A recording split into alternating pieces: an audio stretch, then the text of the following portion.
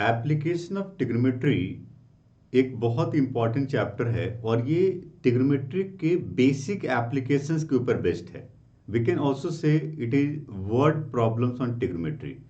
So now what is the basic idea of trigonometry. हमने trigonometry के basic idea में पढ़े थे कि हमारे पास यदि कोई राइट एंगल ट्राइंगल है और इस राइट एंगल ट्राइंगल में इस एक्यूट एंगल को थीटा मान लिया जाए तो इसके अपोजिट साइड को परपेंडिकुलर, एडजेसेंट साइड को बेस एंड राइट एंगल के अपोजिट साइड को हाइपोटेन्यूज कहा जाता है. और हमने 6 डिफरेंट ट्रिग्नोमेट्रिक रेशियो के बारे में बात करी थी. हमने कहा था sine theta is called perpendicular by hypotenuse, cos theta is called base by hypotenuse, tan theta which is the ratio of sine and cos which is called perpendicular by base, cot theta is the reciprocal of tan which is base by perpendicular, sec theta is called reciprocal of cos theta which is h by b, and cosec theta can be written as h by p. सो किसी भी right angle triangle के 6 different ratio के बारे में हमने बात की थी और इस पूरे चैप्टर में हम ट्रिग्नोमेट्री के सिर्फ इस पार्ट को अप्लाई करने वाले हैं. और साथ ही साथ जो हमने एंगल्स के बारे में बात करी थी 0 डिग्री, 30 डिग्री, 45 डिग्री, 60 डिग्री या 90 डिग्री, इसमें कौन से ट्रिग्नोमेट्रिक रेशियो की वैल्यू क्या होती है. बेसिकली इस चैप्टर में जो हमें एप्लीकेशन करना है वो ये 3 तरह के एंगल का एप्लीकेशन करना है. 30 डिग्री, 45 डिग्री एंड 60 डिग्री, ये 3 एक्यूट एंगल होते हैं and mostly right angle triangle में इसी 3 टाइप के एंगल्स बनते हैं. तो इसके ऊपर हमने पढ़ा था इसका साइन थीटा, कॉस थीटा और टैन थीटा की वैल्यू क्या होती है. बाकी सब इसका रेसिप्रोकल होता है. ज्यादातर question sign, cos and tan से ही सॉल्व हो जाता है. ठीक है. और ये हमने पढ़ा था this is called 1/2, this is called 1/√2 and this is called √3/2, and cos is just in descending order, it is √3/2, 1/√2 and 1/2. Tan is sin by cos, so we can say it is 1/√3, 1 and √3. तो ये बन गया हमें 30 degree, 45 degree and 60 degree का angle किसके किसके लिए, sign के लिए, कॉस के लिए और टैन के लिए. इसकी जरूरत आपको इस चैप्टर में पड़ेगी. तो इस चैप्टर में ट्रिग्नोमेट्री का कौन सा कॉन्सेप्ट हम अप्लाई करने वाले हैं ये मैंने आपको एक बार रिकैप किया. अब एप्लीकेशन ऑफ ट्रिग्नोमेट्री, इस चैप्टर को हम लोग हाइट्स एंड डिस्टेंसेस भी कहते हैं. This chapter is also known as heights and distances. मतलब हम किसी भी वर्ड प्रॉब्लम के स्टेटमेंट को पढ़ के एक डायग्राम बनाएं और उस डायग्राम में राइट एंगल ट्राइंगल को आइडेंटिफाई करें और उसमें पता करें जो भी हमसे पूछा गया है. ठीक है. और इन सब को करने के लिए 2 नए टर्म्स जो इस चैप्टर में यूज होंगे उसके बारे में बात करते हैं, फिर हम सीधा क्वेश्चन पे आएंगे. ठीक है.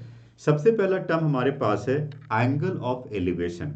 देखो, जब कभी आप किसी चीज को नीचे से ऊपर की तरफ देख रहे हो तो आपका लाइन ऑफ साइट नीचे से ऊपर की तरफ है. जैसे मान लो कि मैं यहां नीचे खड़ा होकर के किसी बिल्डिंग के टॉप को देख रहा हूं, मैं नीचे खड़ा होकर किसी बिल्डिंग के टॉप को देख रहा हूं मैं, तो मेरा लाइन ऑफ साइट क्या है, नीचे से ऊपर. तो हमारे आई के साथ यदि एक हॉरिजॉन्टल लाइन बनाया जाए और ये हमारा लाइन ऑफ साइट है, तो जब भी हम किसी चीज को नीचे से ऊपर की तरफ देखते हैं तो हॉरिजॉन्टल लाइन के साथ जो एंगल बनता है इस एंगल को हम कहते हैं angle of elevation. Angle of elevation मतलब हम ऊपर की तरफ देख रहे हैं. और उल्टा, यदि कोई बंदा बिल्डिंग के ऊपर चढ़ के नीचे की तरफ देख रहा है, बिल्डिंग के ऊपर चढ़ के हम नीचे की तरफ देख रहे हैं, तो हमारा लाइन ऑफ साइट ऊपर से नीचे की तरफ है, तो इसको हम कहते हैं एंगल ऑफ डिप्रेशन. तो सबसे पहले आपको यह पता करना पड़ेगा कि डिप्रेशन क्या होता है और एलिवेशन क्या होता है. ये क्वेश्चन के स्टेटमेंट से क्लियर होगा. तो आपका लाइन ऑफ साइट यदि ऊपर से नीचे की तरफ है और यहां पे हॉरिजॉन्टल लाइन के साथ जो एंगल बन रहा है, this angle is known as angle of depression. इसको हम एंगल ऑफ डिप्रेशन कहते हैं. तो एंगल ऑफ एलिवेशन कब बनता है, जब नीचे से ऊपर की तरफ देख रहे हैं. डिप्रेशन कब बनता है, जब ऊपर से नीचे की तरफ देख रहे हैं. ये दो नए टर्म्स क्वेश्चन में यूज किए जाएंगे इस चैप्टर में। बाकी आइडिया कुछ खास नहीं है, बहुत आसान चैप्टर है। मैं आपको कुछ स्टेटमेंट समझाता हूँ, कुछ डिफरेंट टाइप के क्वेश्चन लेकर के दिखाता हूँ। इस पूरे वीडियो को आप देखिए, जितने भी टाइप के Heights and distances application trigonometry के क्वेश्चन हैं वो सब मैं सॉल्व करके आपको दिखाऊंगा पूरा डिटेल में। ठीक है, तो पूरा वीडियो के एंड तक बने रहो और सीखो। जो भी इंपॉर्टेंट बात लगती है उसका नोट्स जरूर बनाओ, क्योंकि आप जब तक नोट नहीं करोगे समझ नहीं आएगा। वीडियो को पॉज करो, नोट करो, फिर आगे बढ़ो। हर एक क्वेश्चन जो मैं आपको करवा रहा हूँ आप भी अपने नोटबुक के साथ साथ करते रहिए, फिर आप डिफरेंट टाइप के क्वेश्चन को बहुत इजीली कर पाओगे। ठीक है, तो पहला क्वेश्चन मैं यहाँ पे लेता हूँ, बहुत बढ़िया क्वेश्चन है। Read the question and try to make the diagram and identify right angle triangle in the diagram. यही है पूरा चैप्टर। पढ़ते हैं क्वेश्चन को। A tower stands vertically on the ground. A tower stands vertically on the ground. Of course, tower vertically stand करेगा। Tower टेढ़ा थोड़ी झुका रहेगा, गिर जाएगा टावर। अरे टावर कैसा होता है? वर्टिकली 90 डिग्री के एंगल पे। तो सबसे पहले आप एक ग्राउंड बनाइए। कभी भी आप हाइट्स एंड डिस्टेंस के क्वेश्चन को कर रहे हो तो एक ग्राउंड बनाओ, और जैसा स्टेटमेंट में लिखा है उसके अकॉर्डिंग मैंने एक टावर बना लिया। ओके, बहुत बढ़िया, मैंने टावर बना दिया। Okay, a tower stands vertically on the ground from a point on the ground 50 metre away from the foot. Okay, this is point F which is foot of the tower, this is point T which is top of the tower, and this is point P which is 50 metre away from the foot of the tower. The angle of elevation of the top of the tower, क्या question में लिखा हुआ है कि 50 metre दूर जाओ, tower से 50 metre दूर जाओ और वहां खड़े होकर के टावर को देखो। किसको देखो? टावर को देखो, टावर के टॉप को देखो। तो हमारा लाइन ऑफ साइट क्या हो रहा है? नीचे से ऊपर की तरफ हो रहा है। तो जो आपका लाइन ऑफ साइट नीचे से ऊपर की तरफ है, तो आप point P on the ground से टावर के टॉप को देख रहे हो, तो ग्राउंड के साथ जो आपका एंगल बना इसी को हम कहते हैं एंगल ऑफ एलिवेशन। क्योंकि आप कहां से देख रहे हो? ग्राउंड के किसी पॉइंट से ऊपर देख रहे हो, तो एंगल कितना बना? 60 डिग्री बना। किसी भी क्वेश्चन के स्टेटमेंट को पढ़ने के बाद यदि वो राइट एंगल ट्रायंगल बन रहा है तो बहुत आसान है, ट्रिग्नोमेट्री आपको आती है। ठीक है, सुनिए। Find the height of the tower is very simple question. Idea सुनो, जब भी आप किसी भी एप्लीकेशन ट्रिग्नोमेट्री के क्वेश्चन को सॉल्व करते हो, सबसे पहले आप अपने स्टेटमेंट में इस डायग्राम को एक्सप्लेन जरूर करिए। कैसे एक्सप्लेन करोगे? आप लिखोगे let F T B a tower and from the point P on the ground, angle FPT is the angle of elevation of the tower. और उसके बाद आप इसको सॉल्व करना शुरू करिए। How to solve? जो लेंथ दिया हुआ है और जो लेंथ फाइंड करना है, ये या तो हाइट हो सकता है या डिस्टेंस हो सकता है। आप इन दोनों के लिए कौन सा रेशियो यूज करोगे, ये सबसे इंपॉर्टेंट बात है। तो आप देखिए, मैं आपको बताता हूं, जो फाइंड करना है उसको मैं h मान लेता हूं। Height of the tower find करना है। Now according to 60 degree angle, यदि 60 डिग्री एंगल को देखें तो 60 डिग्री का अपोजिट साइड परपेंडिकुलर है और 60 डिग्री का एडजेसेंट साइड बेस है। तो यहां पे दो चीजें यूज हो रही है, परपेंडिकुलर एंड बेस। अब आपको देखना है कि कौन सा ट्रिग्नोमेट्रिक रेशियो में परपेंडिकुलर एंड बेस आता है। तो साइन थीटा तो P बाय एच होता है, कॉस थीटा तो B बाय एच होता है, जबकि tan theta P by B होता है। तो कौन सा ट्रिग्नोमेट्रिक रेशियो यूज किया जाए? टैन। जो एंगल दिया हुआ है उस एंगल के रेस्पेक्ट में कौन सा साइड दिया हुआ है और कौन सा साइड फाइंड करना है, उन दोनों से हमें पता चलता है कि कौन सा ट्रिग्नोमेट्रिक रेशियो यूज किया जाए। तो आप देख रहे हो कि इन ट्रायंगल TFP, यदि मैं TFP ट्रायंगल को यूज करता हूं तो मैं कह सकता हूं tan 60 degree is equal to perpendicular TF and divided by base is called FP। Right? See the diagram. You know the value of tan 60 degree. Yes, you know this value. It is root 3. And what is TF? It is H. And FP क्या है? Diagram को देखो, it is 50 metre. After cross multiplying, we got H is equal to 50 root 3 metre. जबकि question में root 3 का value दिया हुआ है, तो आप exact height of the tower पता करिए, 50 मल्टीप्लाई 1.732। ठीक है, मल्टीप्लाई करते हैं तो 5 टू जा 10, एक जीरो तो यहाँ पे आ ही गया, और 5 टू जा 10, 3 5 जा 15 प्लस 1 16 एंड 17 5 जा 85 और 86, ठीक है, और डेसिमल के 3 डिजिट बाद तक। सो ये बन गया 86.6 metre. So this is called the height of the tower. तो टावर की हाइट क्या होगी? 86.6 मीटर होगी, राइट। बहुत आसान चैप्टर है, बट ये बहुत सिंपल सा क्वेश्चन हमने लिया था। इसमें एक ही राइट एंगल ट्रायंगल बना। कई सारे ऐसे भी क्वेश्चन मिलेंगे जिसमें दो राइट एंगल ट्रायंगल एक साथ बनेंगे, और कई क्वेश्चन में दो राइट एंगल ट्रायंगल अलग अलग भी बन सकते हैं, और 3 राइट एंगल ट्रायंगल के ऊपर भी क्वेश्चन आ सकता है। तो 1 right angle triangle, 2 right angle triangle या 3 राइट एंगल ट्रायंगल के ऊपर क्वेश्चन होंगे। जबकि जब भी कोई क्वेश्चन पूछा जाएगा इस चैप्टर में, तो राइट एंगल ट्रायंगल जरूर बनेगा। और राइट एंगल ट्रायंगल में ट्रिग्नोमेट्री कैसे अप्लाई करते हैं ये आपको पता है। चलिए आगे बढ़ते हैं। मैं कुछ और डिफरेंट टाइप का क्वेश्चन लेता हूं। अगला क्वेश्चन मेरे पास बहुत इंटरेस्टिंग है, ध्यान से पढ़िए। यदि आप किसी भी डायग्राम को बनाने में आपको प्रॉब्लम आ रही है, तो आप क्वेश्चन को प्रैक्टिकली सोचिए, थिंक प्रैक्टिकली। पढ़िए, a circus artist is climbing a 20 metre long rope which is tightly stretched and tied from the top of a vertical pole of the ground। तो यहाँ पर क्वेश्चन को एक बार पढ़ने से हमें ये समझ में आया कि हमारे पास एक पोल है और हमारे पास एक रोप है। और नहीं समझ में आया तो आप क्वेश्चन को 2 बार 3 बार पढ़ा करो। तो मुझे ये समझ में आया कि ये ग्राउंड है, यहाँ पर ये पोल लगा हुआ है, और यहाँ पे एक रोप लगाया गया इस तरह से, ठीक है। तो ये हमारे पास है रोप, और ये हमारे पास है पोल, और ये हमारा ग्राउंड है, ठीक है। इन पॉइंट्स को कंसीडर करते हैं, ये पोल और ये top of the pole, and this is the base of the rope. कोई भी पॉइंट लो, अल्फाबेट 26 होते हैं हमारे पास, 26 अल्फाबेट है, ABCD तक, कुछ भी मान लो, ABCD TPF जो मर्जी मान लो, कोई फर्क नहीं पड़ता उससे। पढ़िए क्वेश्चन को, क्या क्या गिवन है। A circus artist is climbing a 20-meter long rope. Okay. So rope is given. Length of the rope is given. Okay. Which is tightly stretched and tied from the top of a vertical pole of the ground. Find the height of the pole. Okay. We can consider H.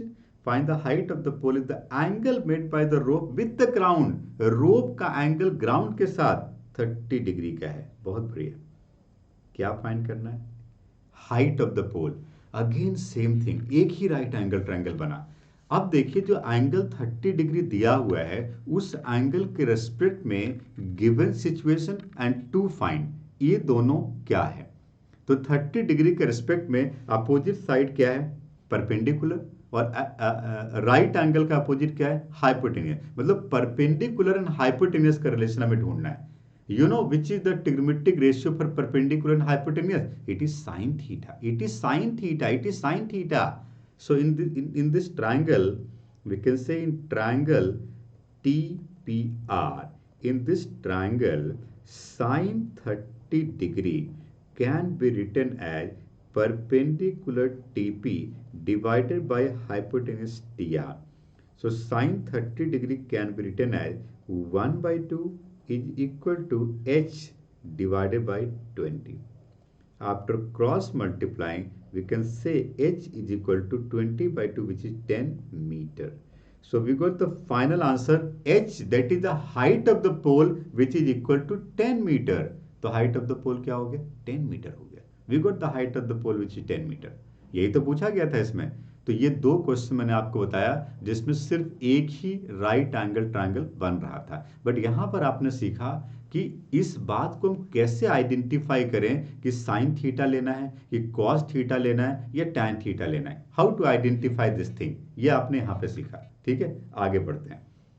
अगला question मेरे पास है, यहाँ पर 2 right angle triangle बनेंगे। आप ध्यान से पढ़िए, मैं डायग्राम बनाता हूं। लिखा है vertical tower stands on the plane ground. Okay, तो ये हमने एक ग्राउंड बनाया और ये हमने एक टावर बनाया। और वर्टिकल टावर जिसका कि बेस B है और टावर का टॉप T है। ठीक है, a vertical tower stands on the plain ground and is surmounted by the flag staff. Okay, तो आप देखिए टावर के ऊपर एक फ्लैग स्टेप लगा हुआ है। ओके, तो ये भी छोटा सा फ्लैग स्टेप होगा। ये देखो फ्लैग स्टेप लगाया हमने, इसका नाम एफ लिख देता हूँ, फ्लैग स्टेप। ठीक है, सर माउंटेन मतलब उसके ऊपर है, ऑफ हाइट 5 मीटर, और जो फ्लैग स्टेप है इसकी हाइट कितनी है, 5 मीटर है। ओके, बहुत अच्छी बात है। From a point on the ground, okay, ground का एक पॉइंट पी ले लो। Okay, the angle of elevation of the bottom of the flag staff is 45 degree and the top of the flag staff is 60 degree. मतलब ground के किसी point से आप इसके टॉप को देख रहे हो और इसके बॉटम को देख रहे हो। ओके, ये ग्राउंड का पॉइंट पी है, और यहाँ से ये जो बॉटम का एंगल बन रहा है ये 45 डिग्री का बन रहा है, और ये जो टॉप का एंगल बन रहा है ये 60 डिग्री का एंगल बन रहा है। समझ में आ रही है? बॉटम का एंगल 45 डिग्री एंड टॉप का एंगल 60 डिग्री बन रहा है। ठीक है, सुनो, अब लिखा हुआ है कि find the height of the tower, और मुझे टावर की हाइट पता करनी। एक काम करो, जो फाइंड करना है ना उसको एच मान लो, जो फाइंड करना था एक्स मान लो, जो नहीं दिया उसको एक्स मान लो, कोई दिक्कत नहीं है। तो हमने बेस का जो लेंथ है बीपी उसको एक्स मान लिया और टावर की हाइट को एच मान लिया। अल्टीमेटली हमें एच ही पता करना है। अब देखो ये क्वेश्चन दो राइट एंगल ट्रायंगल के ऊपर है। देखो पहले तो डायग्राम बनाना सीखो, read the statement again and C the diagram. दोबारा क्वेश्चन को पढ़िए और डायग्राम को देखिए, क्या हमने ये डायग्राम सही बनाया, बिल्कुल सही बनाया। जो भी अननोन हाइट्स एंड डिस्टेंसेस है उसको कुछ स्मॉल अल्फाबेट्स मान लो, जैसे मैंने हाइट ऑफ द टावर को एच मान लिया, और लेंथ को ग्राउंड का जो लेंथ है उसको हमने डिस्टेंस को क्या मान लिया, एक्स मान लिया। जब भी किसी क्वेश्चन में दो राइट एंगल ट्रायंगल बनते हैं, दोनों राइट एंगल ट्रायंगल से दो इक्वेशन बनाना है और उन दोनों को सॉल्व कर देना है। ठीक है, तो मैं क्या करूंगा, सबसे पहले यहां पे मैं सबसे पहले छोटे राइट एंगल ट्रायंगल को लेता हूं। ओके, तो इन ट्रायंगल मुझे दो इक्वेशन बनाना है, एच पता करना है, कोई चैलेंज नहीं है। In triangle T B P, पहले आप सीखिए, नोट करने का काम बाद में करो, पहले सीखो। In triangle TBP we can say tan 45। tan क्यों लिया, क्योंकि हम परपेंडिकुलर बेस की बात कर रहे हैं, हाइपोटेनस की तो बात ही नहीं कर रहे हैं। We are not thinking about the hypotenuse. तो हाइपोटेनस जब नहीं है तो परपेंडिकुलर बेस के लिए क्या लगता है, tan लगता है। ओके, सो हम tan की बात कर रहे हैं यहाँ पे। ठीक है जी, just wait for a minute. tan theta is called perpendicular base, sin theta is called perpendicular by hypotenuse and cos theta is base by hypotenuse। तो आप देख रहे हो tan 45 डिग्री ये जो बन गया, इसको आप देख सकते हो, ये हो गया परपेंडिकुलर TB और बेस हो गया BP। tan 45 डिग्री की वैल्यू आपको पता है 1 होती है। TB डायग्राम में H दिया हुआ है और BP X दिया हुआ है। After cross multiplying X is equal to H, this is the first equation. ये बन गया फर्स्ट इक्वेशन। ठीक है, तो एक्स और एच का एक रिलेशन मिल गया हमें। एक और रिलेशन पता करना है, तो एक काम करो, अब लो ट्रायंगल एफ बी पी। तो ये जो एफ पी पी ट्रायंगल ले रहे हो, यहां से आपको tan 60 डिग्री क्या मिलता है, tan 60 डिग्री ये आपको मिलता है perpendicular F B by base B P. What do you mean by tan 60 degree? It is called √3. What is FB? Diagram को देखो, FB कितना है 5 प्लस H और BP कितना है X। देखो आप जब किसी चीज को FB AB CD DF ऐसा लिखते हो ना, बहुत लेंदी लगता है, इसलिए सबसे पहले जो भी लेंथ नहीं दिया है ना उसको AB CD H P X कुछ मान लो। इससे क्या है कि आपका एक इक्वेशन बनेगा, सॉल्व करना आसान हो जाएगा। इसलिए ABCD ज़्यादा बार बार लिखने की जरूरत नहीं है, इसलिए मैंने इसको H और X मान लिया था। ठीक है, after cross multiplying we can say √3x is equal to 5 plus H। Ultimately मुझे H ही पता करना है, तो मुझे X को एलिमिनेट करना है। When we are finding H we need to eliminate X। तो फर्स्ट इक्वेशन में तो मुझे x is equal to H मिल चुका है, सेकेंड इक्वेशन से भी x पता कर लो। बहुत आसान सा कैलकुलेशन मैं आपको सिखा रहा हूँ, कैलकुलेशन का टेक्निक मैं आपको सिखा रहा हूँ, इससे आप किसी भी क्वेश्चन का कैलकुलेशन बहुत इजीली कर पाओगे। मुझे फाइनल आंसर में h चाहिए, x नहीं चाहिए, तो मैंने दोनों इक्वेशन से x फाइंड कर लिया, और चूंकि लेफ्ट हैंड साइड से इक्वल है इसलिए राइट हैंड साइड भी इक्वल होगा, तो h के फॉर्म में एक इक्वेशन बनेगा, h की वैल्यू आ जाएगी। So from equation 1 and 2 from equation 1 and 2 दोनों में x को इक्वेट कर दिया तो h इज इक्वल टू क्या हो गया 5 plus h divided by √3 cross multiply करो we can say √3h is equal to 5 plus h। यदि आप h को लेफ्ट साइड में लोगे तो ये मिल जाएगा √3 minus 1 multiply h is equal to 5। So ultimately h can be written as 5 divided by √3 minus 1। So h की वैल्यू क्या आ गई 5 बाई √3 माइनस 1। बड़ा अटपटा नहीं लग रहा है देखने में 5 बाई √3 माइनस 1 ये क्या मतलब पता ही नहीं चल रहा है कितने मीटर का है। तो जब भी किसी क्वेश्चन में डिनोमिनेटर में स्क्वायर रूट आता है रैशनलाइज कर लो और रैशनलाइज करके √3 की वैल्यू भी पुट कर सकते हो आप। √3 की वैल्यू ऑलरेडी क्वेश्चन में दी गई है तो आप इसको रैशनलाइज करके एग्जैक्ट आंसर तक पहुंचने की कोशिश करिए। हमें हाइट ऑफ द टावर ही पता करना था तो मैंने √3 प्लस 1 से मल्टीप्लाई डिवाइड कर गया ये बन गया 5 multiply √3 plus 1 divided by √3 square minus 1 square. तो h can be written as 5 divided by 2 multiply 1.7 just wait for a minute there is some problem क्या हो गया इसको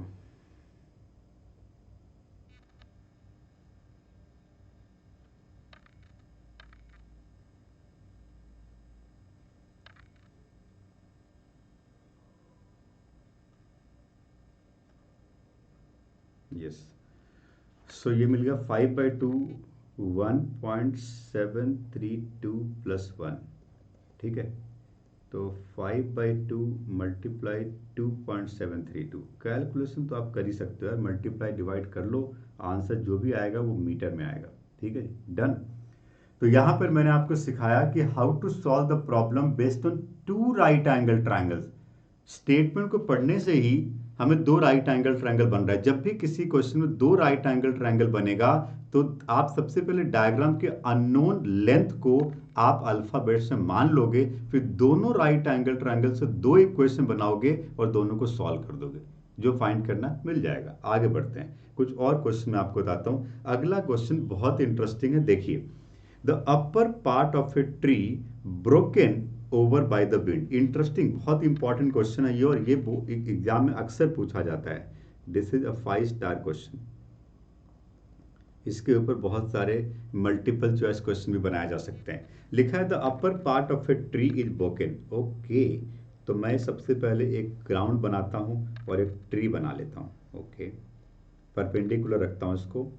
okay The upper part of a tree broken over by the wind makes an angle of 60 degree with the ground and the distance from the root of the point where the top of the tree touches the ground is 8 meter। तो ये पूरे statement को पढ़ के मुझे ये समझ में आया कि ये जो ट्री है ना ये इस पॉइंट बी से ब्रोकन हो गया टूट गया। तो ट्री का जो टॉप है वो ऐसे गिरा और ये जमीन पे गिर गया इस तरह से। तो ये जो पार्ट था ट्री का ऐसा नीचे आ गया। तो ये जो बीटी था ना ये बीटी ऐसा बन गया इसको मैं बीटी डैश मान लेता हूं ठीक है। तो यही ऊपर का जो ट्री का पार्ट था ना बीटी वो ऐसे टूट के नीचे गिर गया ग्राउंड के साथ एक एंगल बनाया। ओके तो makes an angle of 60 degree with the ground. Okay और ये ग्राउंड के साथ 60 डिग्री का एंगल बनाया। कितना इंटरेस्टिंग क्वेश्चन लग रहा है। The upper part of a tree broken by the wind makes an angle of 60 degree with the ground and the distance from the root to the point where the top of the tree touches the ground is 8 meter। Okay तो ये distance 8 metre है। ये foot of the tree है इसको f मान लेते हैं। What was the height of the tree? Height original height of the tree हमें पता करना मतलब हमें क्या पता करना है FT। डायग्राम को देखो हमें FT पता करना है original height of the tree पता करना है। So what we can do एक काम करते हैं FB को H मान लेते हैं और BT डैश को X मान लेते हैं तो ये भी X हो जाएगा। अरे BT और BT डैश एक ही बात है। अरे ऊपर का जो ट्री का टुकड़ा टूटा था वही तो नीचे हाइपोटेन्यूज बनाया तो BT और BT डैश तो एक ही बात है दोनों। Yes very interesting. अब मुझे सॉल्व करके H एंड X पता करना है। Original height of the tree क्या है H प्लस X। मैंने कहा हमेशा अल्फ़ाबेट्स मान लिया करो स्मॉल लेटर में, ABCD TFB के चक्कर में नहीं पढ़ो। अब देखो हम कैसे करते हैं इसको। सबसे पहले हमारे पास चूंकि एक ही राइट एंगल ट्रायंगल है, इन ट्रायंगल BFT डैश मैं सबसे पहले tan लगाता हूँ। सो tan 60 degree it can be written as perpendicular, this is BF और divided by base is called FT dash. So what do mean by tan 60 degree? √3, BF is called x और divided by FT that is called 8. After cross multiplying h can be written as 8√3. So what is h? It is 8√3. How to find x? How to find x? Sine theta लगा दो। अरे perpendicular by hypotenuse, okay, तो ये तो मिल गया 8√3। Okay, अब sine theta लगा देता हूँ। फिर से मैं लिखता हूँ साइन 60 डिग्री, तो क्या हो जाएगा? इट इज परपेंडिकुलर BF और by hypotenuse BT dash. Sine 60 degree is call √3/2 is equal to BF is call 8√3 and divided by BT dash that is x। ठीक है, इसको √3 कैंसिल करो, x can be written as 16। So h is equal to 8√3 और x is equal to 16। हमें ultimately क्या find करना? Height of the tree, original height of the tree. See the diagram, see the diagram. Original height of the tree क्या बन गया? x plus h। तो ultimately height of the tree, height of the tree can be written as 8√3 and plus 16 metre. √3 का value put कर दो 1.732 और exact answer metre में पता कर लो। हालांकि यहां भी छोड़ दोगे और यहां से 8 कॉमन ले लोगे तब भी चलेगा काम। 8 मल्टीप्लाई √3 + 2 मीटर ऐसा भी आप लिख सकते हो, इसमें भी कोई चैलेंज नहीं है। डन। तो ये क्वेश्चन थोड़ा सा अलग था, इसमें दो लेंथ इक्वल थे क्योंकि ऊपर का जो ट्री का टुकड़ा टूटा था वही नीचे आ गया था। तो आपको बस ये मान के चलना था कि BT और BT डैश इक्वल है। मैंने आपको हमेशा कहा हाइट्स एंड डिस्टेंस के क्वेश्चन में जो भी डायग्राम बनाने के बाद जो भी लेंथ आपको नहीं पता उसको x, y, z, h, x कुछ मान लो अल्फाबेट स्मॉल लेटर में, उससे इक्वेशन फॉर्म करना बहुत आसान हो जाता है। ठीक है, अगला क्वेश्चन लेता हूँ। मैंने बहुत सारे डिफरेंट टाइप के क्वेश्चन आपको बताना है। अगला क्वेश्चन देखिए, a straight metal road leads to the foot of a vertical tower of height 90 metre. Okay, तो यहां पर एक टावर है, ये हमारे पास रोड है और ये हमारा टावर है।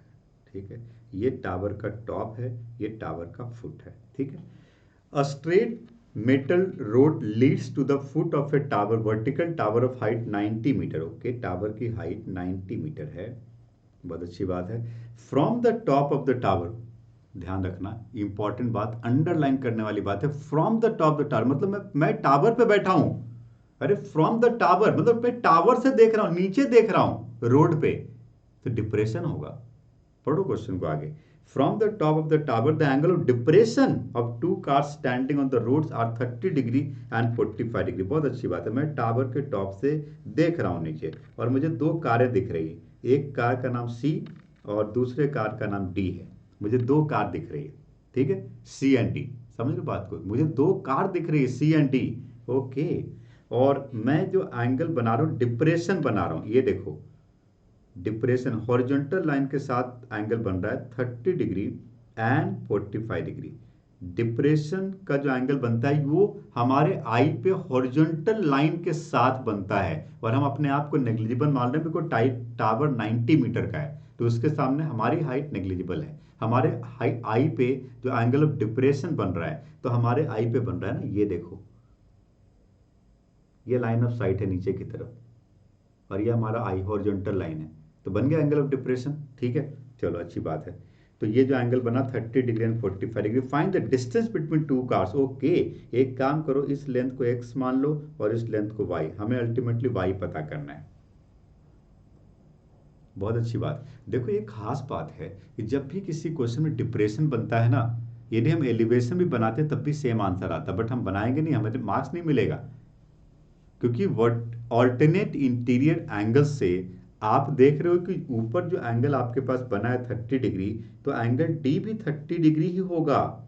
देखो ना डायग्राम में, ध्यान से देखो, ये एंगल डी जो है वो angle of depression of 30 degree का ऑल्टरनेट इंटीरियर एंगल है, और जो 45 डिग्री बन रहा है डिप्रेशन में, उसका ऑल्टरनेट इंटीरियर एंगल बेस पे बन रहा है 45 डिग्री, क्योंकि इन एंगल को मुझे ट्रायंगल के अंदर लाना पड़ेगा, तभी हम उसकी वैल्यू फाइंड कर पाएंगे। तो जो डिप्रेशन का एंगल था जो ऊपर बन रहा था, उन एंगल्स को हम नीचे ट्रायंगल के अंदर ले आए। कैसे लाए? From which concept? It is by alternate interior angles. We can say alternate interior angles are equal, right.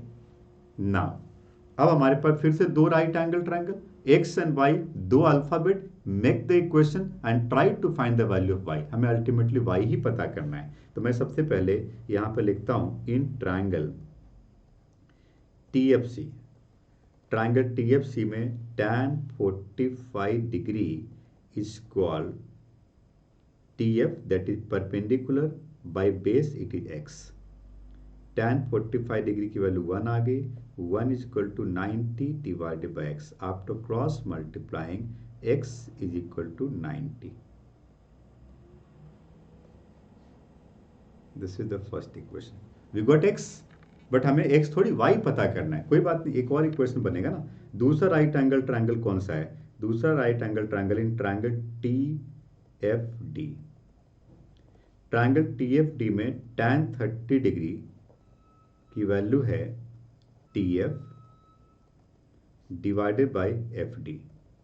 tan 30 degree की वैल्यू है 1/√3 is equal to TF, that is 90, and divided by FT, that is called x plus y. After cross multiplying, x plus y is equal to 90√3। मुझे y पता करना है, ये दूसरा equation बना। मुझे क्या पता करना है? y। मुझे y पता करना है, तो कोई बात नहीं ना, इक्वेशन 1 से जो x का वैल्यू है उसमें पुट कर देते हैं इक्वेशन 2 में x की जगह पे। ये देखो ना, मुझे y पता करना था, डिस्टेंस बिटवीन टू कार्स। तो 90 plus Y equal to 90√3। We can say y equal to 90√3 minus 90। यदि मैं यहाँ पर y इक्वल टू 90 कॉमन लेता हूँ तो ये क्या बनता है? √3 माइनस 1। और √3 ज़्यादातर क्वेश्चन में दिया होता है, जिसको हम सीधा पुट कर सकते हैं। It is 1.732 minus 1। So ultimately it is 90 multiply 0.732। ठीक है, एक मल्टीप्लीकेशन कर लेते हैं। एक तो 0 आ गया, 9 2 जा 18, और 7 9 2 जा 9 3 जा 27, 28 कैरी 2 63 एंड प्लस 2 65, और डेसिमल के बाद 3 डिजिट। तो ये बन गया अल्टीमेटली 65.88 मीटर।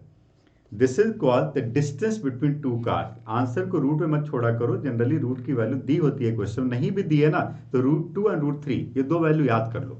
इसकी जरूरत ज्यादातर क्वेश्चन में पड़ती है हमें, क्योंकि ट्रिग्नोमेट्रिक टेबल में √2 एंड √3 ही आता है, दो ही स्क्वायर रूट आता है।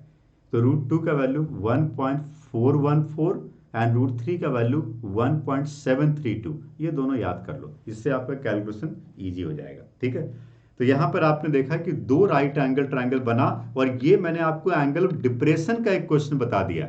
मैं सारे डिफरेंट टाइप के क्वेश्चंस ले रहा हूं। अगला क्वेश्चन देखो हमारे पास क्या है, बहुत इंटरेस्टिंग। कई बार ऐसे क्वेश्चन मिलते हैं जहां पर कुछ एंगल 30 डिग्री 45 डिग्री 60 डिग्री नहीं होता है, बल्कि उसकी जगह पे अल्फा एंड बीटा के फॉर्म में होता है। ये और भी आसान क्वेश्चन है, दिखने में चैलेंजिंग लग रहा है, आसान क्वेश्चन है। सुनिए, मैं इसको पूरा सॉल्व करके दिखाता हूं। लिखा हुआ है कि from a point on the ground the angle of elevation of the top of a building and of a helicopter hovering at some height over the top of the building are alpha and beta respectively. I am trying to make the diagram for this. ये हमारे पास एक building है, मान लो ये हमारे पास building है, ये building का टॉप और ये बिल्डिंग का बॉटम है। ठीक है, और इसी बिल्डिंग के ऊपर कुछ हाइट पे एक हेलीकॉप्टर जा रहा है, यहाँ पे H हेलीकॉप्टर जा रहा है। ठीक है। From a point on the ground, the angle of elevation of the top of the building and a helicopter hovering at the some height over the top of the building are alpha and beta respectively. मैं ground के point P से building के top को देखता हूं और इसके ऊपर के हेलीकॉप्टर को देखता हूं। क्या दिक्कत है? इसमें भी दो राइट एंगल ट्रायंगल बन रहा है और ये दोनों एंगल हमें मिल रहा है अल्फा एंड बीटा। क्या बन रहा है? ये दोनों एंगल अल्फा एंड बीटा बन रहा है। Prove that the vertical distance between the helicopter and the top of the building is this, where h is the height of the building. Height of the building h दिया हुआ है, इस length को x मान लो और इस length को y मान लो। हमें अल्टीमेटली y पता करना है। पढ़ो ना क्वेश्चन में क्या पता करना है, क्या प्रूफ करना है? Distance between the top of the building and the helicopter. और वो क्या प्रूफ करना है उसको छोड़ो, वो तो हो ही जाएगा प्रूफ। अब उसमें देखो कौन सा ट्रिग्नोमेट्रिक रेशियो यूज किया गया है, वो है tan। बहुत इंटरेस्टिंग, हम दोनों राइट एंगल ट्रायंगल से tan पता कर लेते हैं, बहुत आसान हो जाएगा। अब देखिए, सबसे पहले हमारे पास एक राइट एंगल ट्रायंगल है, छोटा triangle low, in triangle PBT। Triangle PBT में tan अल्फा को मैं क्या लिख सकता हूं? TBH divided by base x। After cross multiplying x can be written as h divided by tan alpha. ये हमारा फर्स्ट इक्वेशन बना। और इसी तरह से यदि मैं दूसरा इक्वेशन को देखता हूं, इक्वेशन दूसरा ट्रायंगल PHB, तो मैं लिख सकता हूं tan beta is equal to y plus H divided by X. देखो ना डायग्राम को, tan बीटा क्या हो गया? Perpendicular by base. तो परपेंडिकुलर क्या है? HB, that is y plus H, और बेस कितना है? PB, that is x। After cross multiplying x can be written as y plus H divided by tan beta. मैंने दोनों इक्वेशन से x पता कर लिया क्योंकि x हमें चाहिए नहीं, आंसर में हमें x नहीं चाहिए, आंसर में क्या चाहिए? y in terms of h। इसलिए हमने x को एलिमिनेट करने के लिए दोनों इक्वेशन में x पता कर लिया है। Now from equation 1 and 2 left hand sides are equal, so right hand side also equal. We can say h by tan alpha is equal to y plus h by tan beta. After cross multiplying, we can say h tan beta is equal to y tan alpha and plus h tan alpha। हमें क्या पता करना है? y पता करना है। तो y को एक तरफ रखो, बाकी को दूसरी तरफ ले जाओ, हो गया सॉल्व। और क्या है? तो y tan alpha is equal to h tan beta minus h tan alpha. तो y can be written as, h को कॉमन ले लो, it is tan beta minus tan alpha divided by tan alpha. यही तो पूछा गया था, देखो यही प्रूफ करना था ना, y फाइंड करना था और वो h multiply tan beta minus tan alpha by tan alpha आ गया। देखो ये बहुत आसान क्वेश्चन होता है, इसलिए क्योंकि इन क्वेश्चन में कोई कैलकुलेशन ही नहीं है और ना ही आपको कोई टेबल याद करना है कि sin 30, sin 45, tan 60 की वैल्यू क्या है, क्योंकि अल्फा बीटा के फॉर्म में। बस इस बात का ध्यान रखो कि कौन सा लेंथ का रिलेशन किसके टर्म्स में पता करना है। अल्फाबेट्स को देखो, x y h में किसको किसके टर्म में पता करना है और उसको रिलेट कर दो, जो नहीं चाहिए उसको एलिमिनेट कर दो। बहुत आसान है, एक दो इस टाइप के क्वेश्चन करोगे मजा आ जाएगा, बहुत इंटरेस्टिंग और बिना कैलकुलेशन का क्वेश्चन होता है। आगे बढ़ते हैं, अगला क्वेश्चन मेरे पास है, बहुत इंटरेस्टिंग सिमिलर क्वेश्चन है, यहां पर भी अल्फा बीटा की बात की जा रही है। पढ़िए, from an aeroplane vertically above a straight horizontal plane, the angle of depression of two consecutive kilometer stones on the opposite sides of the aeroplane are found to be alpha and beta। ये एक important बात है, underline करने लायक। ये जो है, ये consecutive kilometre stones, ये समझते हो क्या होता है? What do mean by this statement? जब आप किसी हाईवे पे जा रहे हो, मान लो आप एक सिटी ए से सिटी बी तक जा रहे हो, तो आप देखो रास्ते में लिखा रहता है सिटी बी इज 234 किलोमीटर। और 1 किलोमीटर गए, सिटी बी 233 किलोमीटर, 1 किलोमीटर कम हो गया। तो माइलस्टोन पे साइड में लिखा होता है कि अब कितना किलोमीटर बचा है, अब कितना किलोमीटर बचा है। तो 1 किलोमीटर जो अब कंजिक्यूटिव माइलस्टोन का मतलब है, कंजिक्यूटिव किलोमीटर स्टोन्स का मतलब है कि आप 1 किलोमीटर के डिस्टेंस के बीच में इसको लगा रहे हो। तो यहाँ पर हमारे पास ये मान लो एक रोड है, मैं आपको डायग्रामेटिकली एक्सप्लेन करता हूँ। ये मान लो हमारे पास एक रोड है, ठीक है, हाईवे है मान लो, और इस हाईवे पे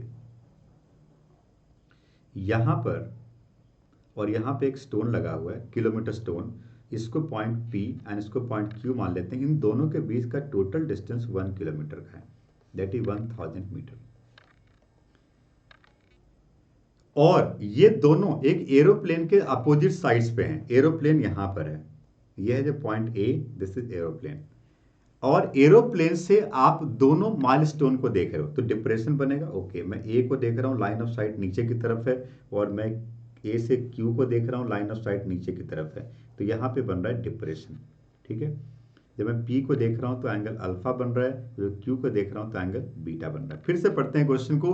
from an aeroplane, from an aeroplane कहाँ से देख रहे हैं, एरोप्लेन से नीचे, तो डिप्रेशन बनेगा, हॉरिजॉन्टल लाइन के साथ डिप्रेशन बनेगा। ठीक है, the angle of depression of two consecutive kilometer stone on the opposite sides of the aeroplane are found to be alpha and beta, then prove that height of the aeroplane is okay. So height of the aeroplane हमें पता करना है। मैंने perpendicular draw कर लिया और इस point को मैंने बी ले लिया।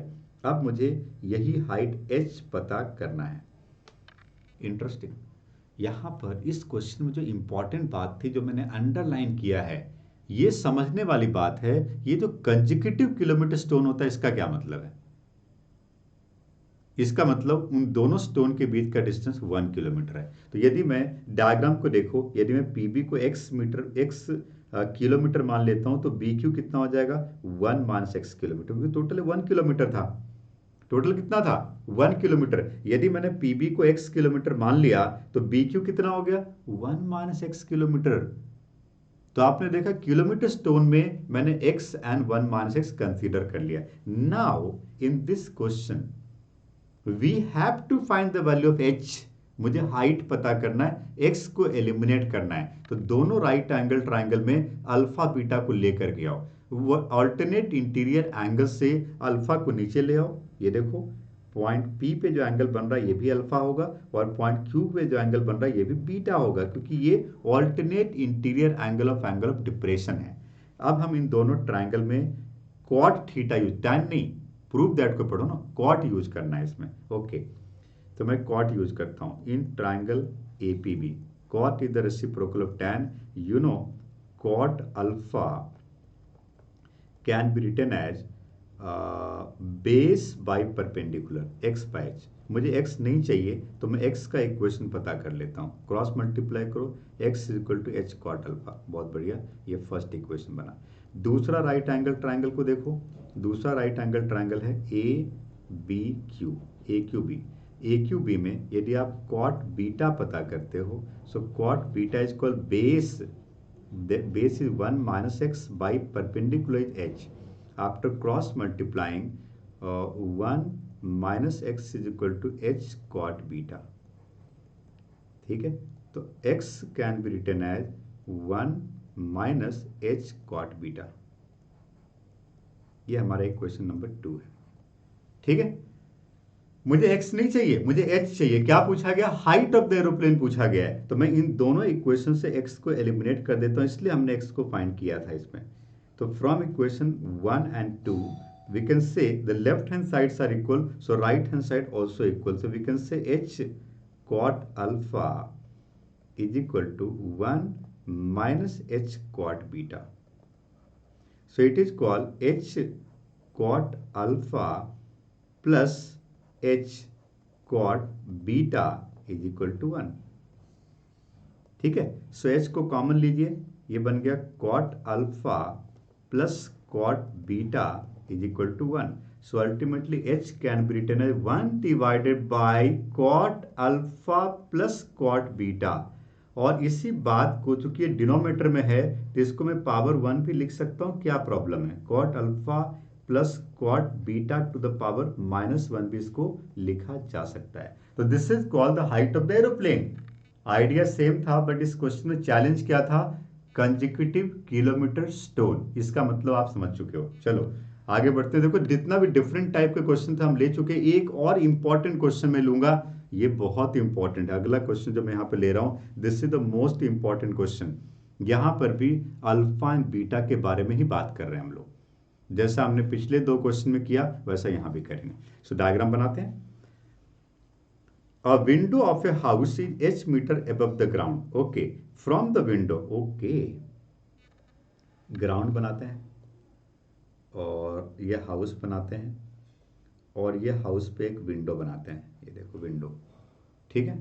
Okay, a window of house is h metre above the ground. Okay, ये h मीटर हो गया, ठीक है। The angle of elevation and depression of the top and bottom of another house situated to the opposite side of the lane. Okay, ये दूसरा house है जी। इस window से हम उस हाउस के टॉप को देख रहे हैं तो एंगल ऑफ एलिवेशन बन रहा है, और उस हाउस के बॉटम को देख रहे हैं तो एंगल ऑफ डिप्रेशन बन रहा है।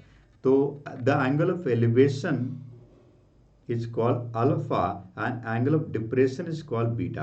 अब देखो लाइन ऑफ साइट ऊपर की तरफ है एलिवेशन बना, नीचे की तरफ है डिप्रेशन बना। ये दूसरा बिल्डिंग है, दिस इज अनदर बिल्डिंग। इसका नाम मैं ए बी ले लेता हूँ। ए बी बिल्डिंग है और ये पॉइंट सी मान लेते हैं, ठीक है। समझ में आ रही बात? Prove that the height of the other house is.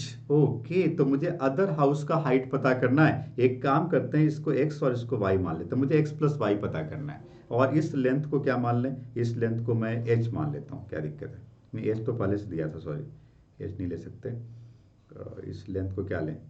x y ले लिया ना, h ले लिया, p ले लो ना, क्या दिक्कत है? p ले लिया, ठीक है। अब मुझे क्या पता करना है? फाइंड, क्वेश्चन क्या है? Prove that the height of the other house, दूसरे हाउस का हाइट पता करना है। Interesting. tan alpha and quad beta के फॉर्म में आंसर चाहिए, तो मैं tan अल्फा और क्वाड बीटा ही फाइंड कर लेता हूं। tan अल्फा और क्वाड बीटा ही फाइंड कर लेते हैं और p को एलिमिनेट कर देते हैं दोनों इक्वेशन से, क्योंकि p हमें नहीं चाहिए।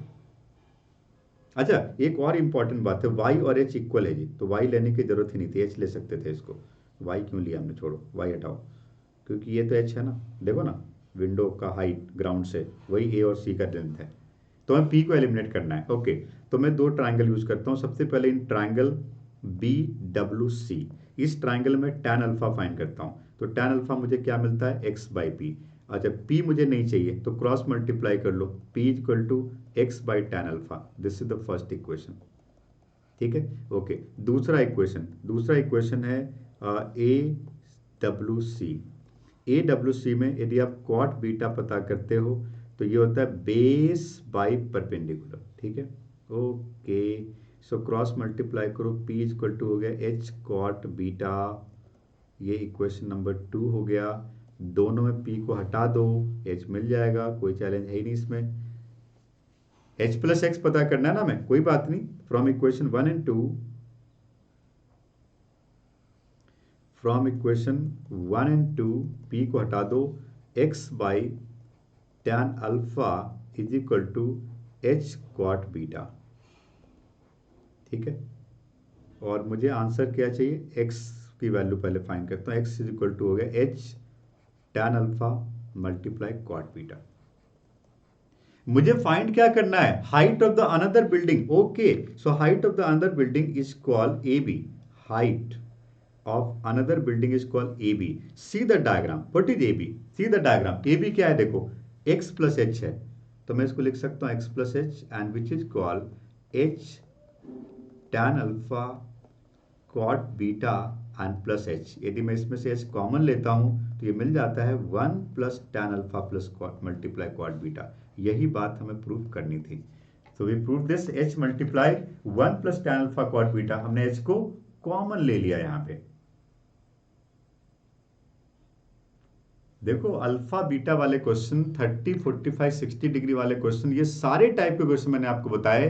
तो Heights and distances application of trigonometry के ऊपर जितने भी टाइप के क्वेश्चन पॉसिबल थे वो हमने यहाँ पे डिस्कस किए। बट फिर भी आप इस वीडियो के ऊपर पूरा नोट्स बनाइए, इन क्वेश्चन को दोबारा सॉल्व करिए, और उसके बाद एनसीईआरटी एग्जाम्पलर या एनसीईआरटी से रिलेटेड किसी भी रेफरेंस बुक का प्रीवियस ईयर बोर्ड एग्जाम के क्वेश्चन को प्रैक्टिस करो। और प्रैक्टिस करने के बाद यदि कोई चैलेंजेस है तो उसको आप यूट्यूब पे ऑनलाइन मैथ्स का चैनल है, वहाँ पे सर्च करो, हो सकता है आपको उसका सोल्यूशन भी मिल जाए। नहीं मिलता है कमेंट बॉक्स में लिखो। और इस चैप्टर को और ज़्यादा डिटेल में यदि आप पढ़ना चाहते हो तो आप, लिंक दिया हुआ है, ऑनलाइन मैथ्स का ऐप गूगल प्ले स्टोर से डाउनलोड करो। उसमें एक ही चैप्टर को और ज़्यादा डिटेल में बताया गया और ज़्यादा नंबर ऑफ क्वेश्चन आपको वहाँ पे मिल सकते हैं। ठीक है।